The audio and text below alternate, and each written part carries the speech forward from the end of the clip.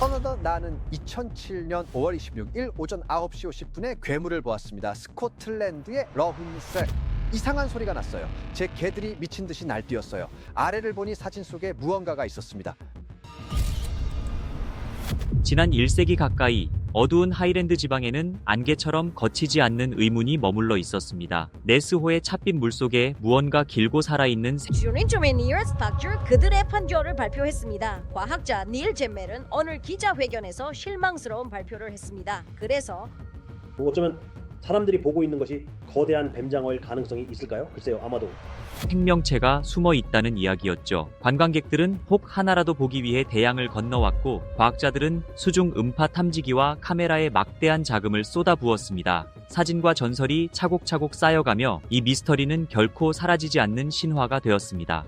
그러던 2018년 6월, 뉴질랜드 출신의 한 차분한 유전학자가 가장 단순한 곳에서 진실을 찾기로 결심했습니다. 바로 물이었습니다. 닐 갬멜 교수는 소규모 팀, 소박한 연구선, 그리고 250개의 빈 병을 들고 호수에 도착했습니다. 그는 지느러미나 명성에는 관심이 없었습니다. 그가 원한 것은 오직 DNA뿐이었죠.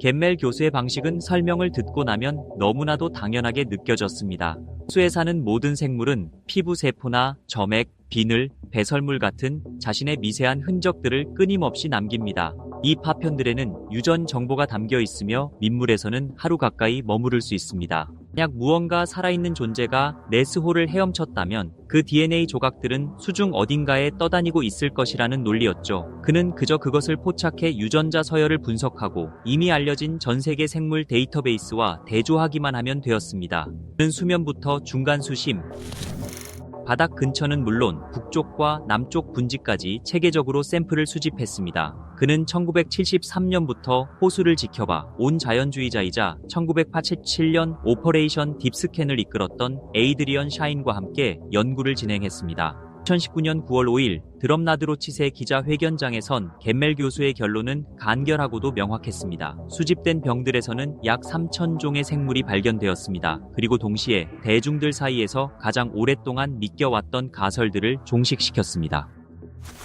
수룡인 플래시오사우루스의 DNA는 없었습니다. 선사시대 파충류가 살아남았을 것이라는 환상이 깨지는 순간이었죠. 철갑상어의 DNA도 발견되지 않았습니다. 그린란드 상어도 메기도 없었습니다. 괴물의 후보로 꼽히던 모든 생물은 유전적 증거라는 무게 앞에 사라져갔습니다. 하지만 모든 수심, 호수의 모든 구역에서 반복적으로 나타난 종이 하나 있었습니다. 바로 유럽 뱀장어, 안구일라였습니다. 뱀장어의 DNA는 그의 샘플 속에서 마치 등대처럼 선명하게 존재를 드러냈습니다. 갬멜의 연구는 90년 동안 이어진 무성한 추측을 단 하나의 설득력 있는 용의자로 압축했습니다. 하지만 이 발견이 왜 중요한지 이해하려면 먼저 네스호가 왜 그토록 오랫동안 환상을 품어올 수 있었는지 그 배경을 이해해야 합니다. 네스호는 결코 평온한 호수가 아닙니다. 이곳은 스코틀랜드 하이랜드를 대각선으로 가로지르는 약 100km 길이의 거대한 흉터, 그레이트 글렌 단층을 따라 상처처럼 자리 잡고 있으며 영국의 그 어떤 담수호와도 다르게 반응합니다. 네스호는 약 37km에 걸쳐 뻗어 있으며 수심은 230m까지 깊게 떨어집니다. 수량은 약 7.55세제곱킬로미터에 이르는데 이는 잉글랜드와 웨일스에 있는 모든 호수의 물을 다 합친 것보다도 많은 양입니다.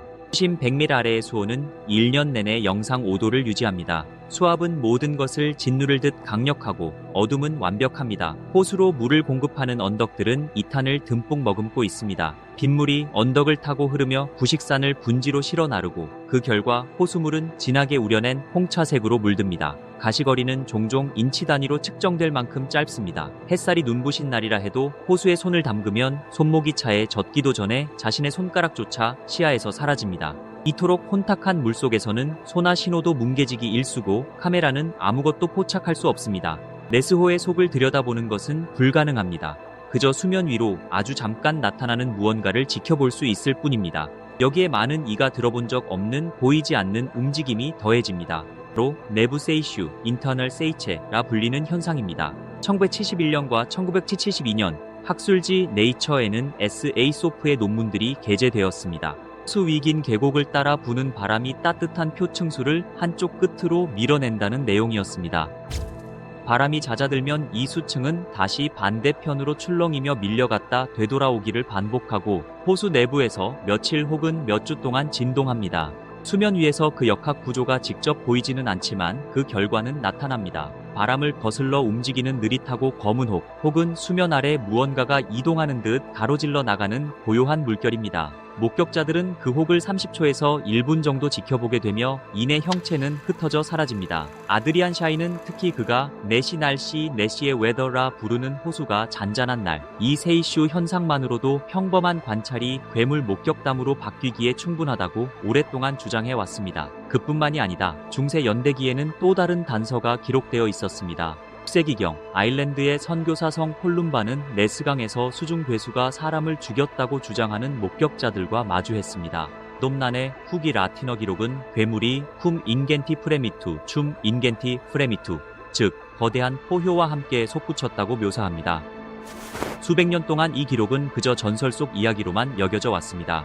하지만 2014년 이탈리아의 지질학자 루이지 피카르디는 이를 동물의 울음소리가 아닌 지진의 소음으로 보는 새로운 해석을 내놓았습니다. 그레이트 글렌 단층은 미세 지진을 일으키며 주기적으로 호수 바닥에서 가스를 내뿜습니다. 기포와 소용돌이, 격렬한 수면의 요동, 그리고 거대한 지진의 굉음은 중세 관찰자들에게 충분히 괴물로 보였을 수 있습니다. 이 단층의 활동은 결코 가볍게 볼 것이 아닙니다. 1816년 인버네스 인근에서 규모 5.1의 지진을 일으켰고 1901년 도크가로크에서는 0.5km에 달하는 지면 균열을 만든 규모 5.0의 지진을 발생시키기도 했습니다. 1755년 리스본 대지진이 발생했을 때조차 그 진동은 네스호까지 전해져 수면 위에 거대한 출렁임을 일으켰습니다. 컨대 네스호는 행성의 소리에 귀를 기울이고 그에 응답합니다. 이러한 자연의 힘들을 하나씩 겹쳐놓고 보면 전체적인 그림은 다시 한번 그 모습을 바꿉니다. 호수는 깊고 불투명하며 이탄으로 검게 물든 채 활단층 위에서 세이슈 현상으로 요동치는 분지입니다. 그리고 그 안에는 강인한 생태계가 자리잡고 있습니다. 바로 유럽 뱀장어입니다. 뱀장어의 생애는 사르가소해에서 시작됩니다. 유생들은 멕시코 만류를 타고 7개월에서 11개월 동안 표류하다가 투명한 실뱀장어의 모습으로 이곳에 도착합니다. 녀석들은 실뱀장어 상태로 강을 거슬러 올라와 민물의 자리를 잡고 6년에서 20년, 때로는 그보다 훨씬 긴 세월을 보냅니다. 성체가 되면 은색 뱀장어로 변해 산란을 위해 6,000km에 달하는 위험천만한 여정을 되돌아간 뒤 생을 마감합니다. 하지만 모든 뱀장어가 이 각본을 따르는 것은 아닙니다. 어떤 녀석들은 결코 떠나지 않습니다. 그저 계속 먹고 계속 자랄 뿐입니다. 에너지를 소모하는 번식 과정을 건너뛰기에 이들은 이례적으로 오래 살 수 있습니다. 가장 유명한 사례는 스웨덴의 뱀장어 알레입니다. 1859년 한 우물에 넣어졌다고 전해지는 이 녀석은 2014년에야 죽은 채 발견되었습니다. 기록이 사실이라면 알레는 무려 155년을 산 셈입니다. 전문가들은 이를 충분히 가능한 수치라고 보지만 잼멜 교수는 네스호 뱀장어의 크기를 직접 측정하지는 않았습니다. 그의 데이터는 단지 녀석들의 유전적 존재만을 보여주었을 뿐입니다. 그는 4m에 달하는 뱀장어는 일반적인 범위를 완전히 벗어난 것이지만 자신의 연구 결과가 가능성을 단정적으로 배제할 수는 없다고 밝혔습니다. 2023년 플로폭슨의 통계 논문에 따르면 네스호에서 1m 길이의 뱀장어를 발견할 확률은 약 5만 분의 1로 추정됩니다. 가능은 하지만 극히 드문 확률이며 크기가 커질수록 가능성은 급격히 낮아집니다.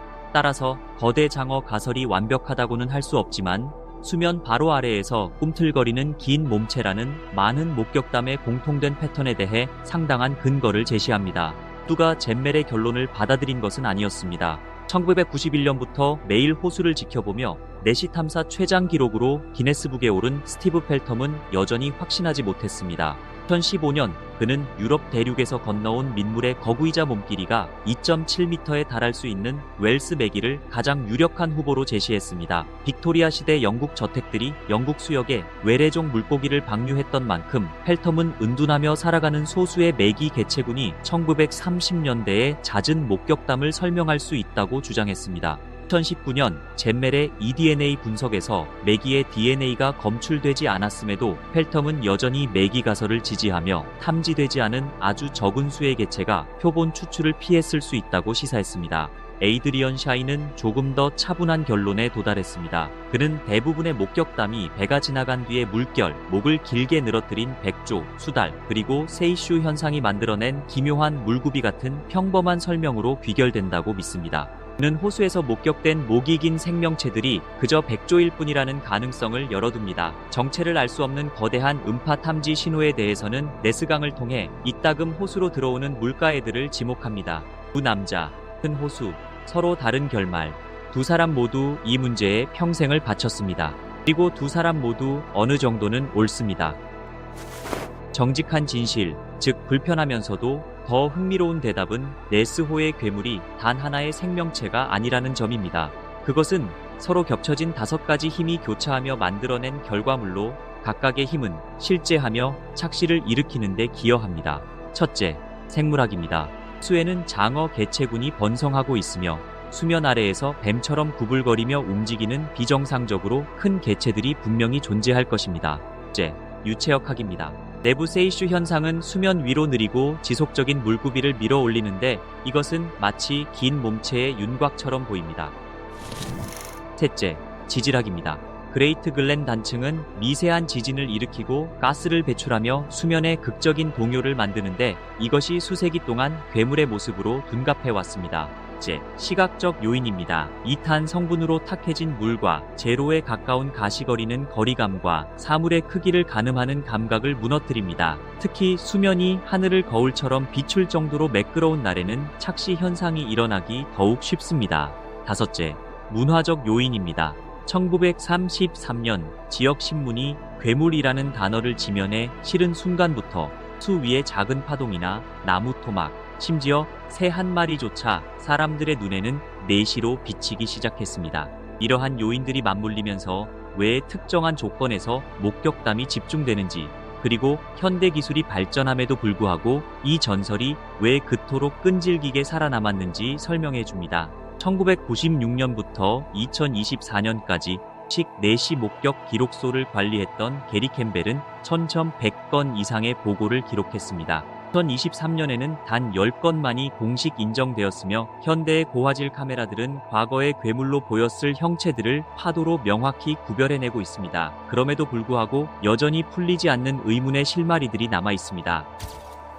1987년 10월에 진행된 딥스캔 작전에서는 수중 중간 지점에서 정체를 알 수 없는 3개의 음파 신호를 포착했습니다. 각각 상어보다 크고 고래보다 작은 크기였던 이 신호들은 두 번째 탐색이 시작되기도 전에 흔적도 없이 사라졌습니다. 게멜이 분석한 데이터의 약 20%는 알려진 어떤 종과도 일치하지 않았으며 정체가 밝혀지지 않은 미확인 파편으로 분류되어 있습니다. 그리고 2024년 앨런 맥케나는 수중 천금기로 리드미컬하게 반복되는 박동 소리를 포착했습니다. 그는 평생 단 한 번도 들어본 적 없는 소리라고 말했으며 이 소리의 정체는 여전히 베일에 쌓여 있습니다. 이로써 수수께끼는 사라진 것이 아니라 그 실체가 비약적으로 좁혀졌습니다. 755피트 깊이의 이탄으로 물든 침묵 아래에 몸을 숨긴 수장용은 없었습니다. 젠멜 교수의 데이터 어디에도 살아남은 선사시대 파충류나 정체불명의 거대 생물은 나타나지 않았습니다. 화학과 생물학, 유전학이 그 가능성의 문을 완전히 닫아버린 것입니다. 하지만 우리를 영원히 매혹할 진실은 바로 이것입니다. 네스호라는 호수 자체가 스스로 괴물을 빚어낼 수 있다는 사실 말이죠. 각각의 목격담은 사실 여러 현상이 복합적으로 작용한 결과입니다. 우리가 볼 수 없는 곳에서 움직이는 생명체들, 거대한 슬로모션 파동 장치처럼 요동치는 물의 움직임, 때때로 굉음을 토해내는 단층, 눈을 기만하는 빛의 장난, 그리고 경기로움을 고대하는 문화가 한데 어우러진 것입니다. 바람 한 점 없는 오후 7마일 지점의 표석 앞에 서서 엉뚱한 방향으로 미끄러져가는 어두운 혹을 바라보며 시야 끝에 걸린 무언가의 마음을 빼앗겨 보십시오. 그러면 당신은 왜 이 전설이 그토록 끈질기게 살아남았는지 이해하게 될 것입니다.